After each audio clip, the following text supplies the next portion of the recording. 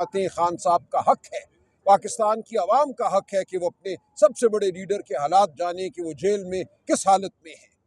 منگل والے دن وکلاء اور خاندان کا حق ہے، اور اسی طرح جمعرات والے دن رفقا کا حق ہے۔ لیکن ایک دفعہ بھی اس فیصلے کے بعد اس فیصلے پر عمل نہیں ہوا۔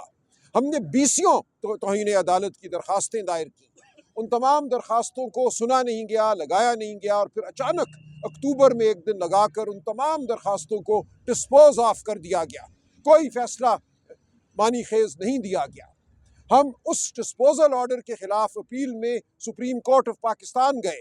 ہم نے کہا کہ یہ نہیں ہو سکتا کہ اسلام آباد ہائی کورٹ کے فیصلے کی توہین ہو، ایک بار نہیں ہفتوں توہین ہو، ہر ہفتے 2 دفعہ توہین ہو، اور اسلام آباد ہائی کورٹ کوئی عمل نہ کرے۔ اسلام آباد ہائی کورٹ نے اس وقت ڈسپوز آف کرتے ہوئے ان توہین عدالت کی درخواستوں کو زبانی طور پہ یہ کہا کھڑے ہوئے، غفور انجم جو محتمم تھے اس وقت اڈیالہ جیل کے، کہ آپ ہمارے فیصلے پر عمل کریں، ان کی ملاقاتیں کرائیں۔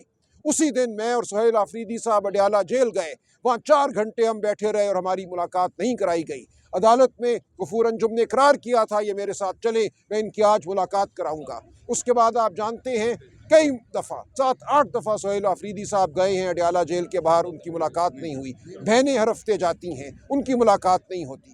ہم نے اسلام آباد ہائی کورٹ کے آرڈر کے خلاف سپریم کورٹ آف پاکستان میں توہین عدالت کی جو درخواست ہماری ڈسپوز آف ہوئی تھی، اپیل دائر کی۔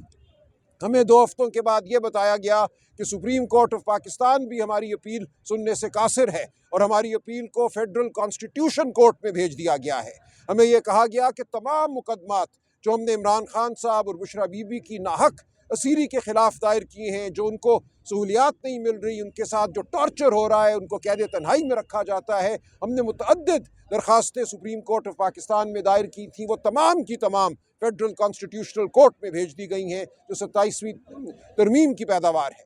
آپ جانتے ہیں 27ویں ترمیم کو ہم نہیں مانتے، 27ویں ترمیم کے حوالے سے ہم سخت تحفظات رکھتے ہیں۔ اب ہمیں یہ کہا جا رہا ہے کہ فیڈرل کانسٹیٹیوشنل کورٹ میں، اس آئینی عدالت میں جاؤ، وہاں گڑ گڑاؤ۔ جس عدالت کے وجود کو ہم نہیں مانتے، اس عدالت کے سامنے ہمیں گڑ گڑانے کو کہا جا رہا ہے۔ سپریم کورٹ آف پاکستان نے اپنے دروازے ہمارے لیے بند کر دیے ہیں۔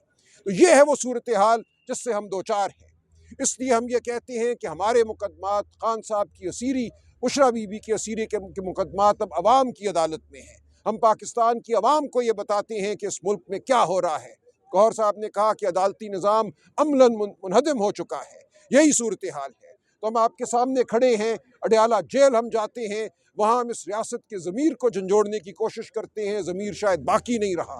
عوام کو ہم بلاتے ہیں، عوام کو ہم بتاتے ہیں کہ اس ملک کی تقدیر کا فیصلہ اب عوام نے کرنا ہے۔ ادارے ناکام ہو چکے ہیں، ادارے خاموش ہیں، لیکن ہم بہرحال اداروں کو جھنجھوڑتے رہیں گے، ہم عدالتوں میں آتے رہیں گے۔ ابھی گوہر صاحب اور میں چیف جسٹس کے چیمبر گئے، ہم پھر جائیں گے 2 گھنٹے کے بعد، اور ہم بالکل یہ تقاضا کرتے رہیں گے کہ خان صاحب کے مقدمات کو سنا جائے۔ ہم سپریم کورٹ بھی پھر جائیں گے۔ کیا ہم نے آئینی عدالت میں جانا ہے، یہ فیصلہ ہم پارٹی کے اندر کریں گے، خان صاحب کی مشاورت کے بعد کریں گے۔ اس وقت ہماری پوزیشن یہی ہے کہ ہم اس آئینی عدالت کے حوالے سے شدید تحفظات رکھتے ہیں، ہم 27ویں ترمیم کو نہیں مانتے۔ ساتھ ساتھ میں یہ کہوں، یہ جو لاقانونیت ہے، یہ خان صاحب، بشرا بی بی اور ہمارے دیگر جو اسیران ہیں ہزاروں کی تعداد میں، جن پہ جھوٹے مقدمے بنے، ان سب کے حوالے سے تو ہے ہی۔ شاہ محمود قریشی صاحب ہو، یاسمین راشد صاحبہ ہو، اعجاز چودھری صاحب ہو، یا محمود رشید یا عمر سرفراز چیمہ ہوں۔ لیکن اس کے ساتھ ساتھ آپ یہ دیکھیے کہ اس ملک میں قانون کی بات کرنے والے، حق کی بات کرنے والے ہر شخص کے خلاف یہ ریاست اس وقت حملہ آور ہے۔ ایمان مزاری اندر کھڑی ہیں، ایڈوکیٹ ہادی ان کے شوہر اندر کھڑے ہیں۔ آج ہمیں ابھی یہ بتایا گیا کہ اسلام آباد ہائی کورٹ کے ایک جج صاحب نے وہ فیصلہ معطل کیا جس کے تحت ان کا جو حق تھا اپنا مقدمہ لڑنے کا ٹرائل کورٹ میں، اس حق کو بحال کیا گیا۔ لیکن پولیس کھڑی ہے، ان کو یہ شدید خدشہ ہے کہ ایمان مزاری اور ان کے شوہر ہادی صاحب کو باہر نکلتے ہی پھر گرفتار کر لیا جائے گا کسی اور جھوٹے مقدمے میں۔ تو یہ ہمارا مقدر نہیں ہے کہ ہر سوچنے والا، ہر محب وطن، ہر وہ شخص جو ذہن رکھتا ہے، جو زبان رکھتا ہے، اس کو بند کر دیا جائے، کوٹریوں میں پھینک دیا جائے۔ تو ہم سب یہاں کھڑے ہیں، ہم ایمان اور ہادی صاحب کے ساتھ کھڑے ہیں، ہم ہر اس پاکستانی کے ساتھ کھڑے ہیں جو اپنی آواز بلند کر رہا ہے، جو حق مانگ رہا ہے، جو آئین اور قانون کے لیے جد و جہد کر رہا ہے، جو شرافت کے لیے جد و جہد کر رہا ہے۔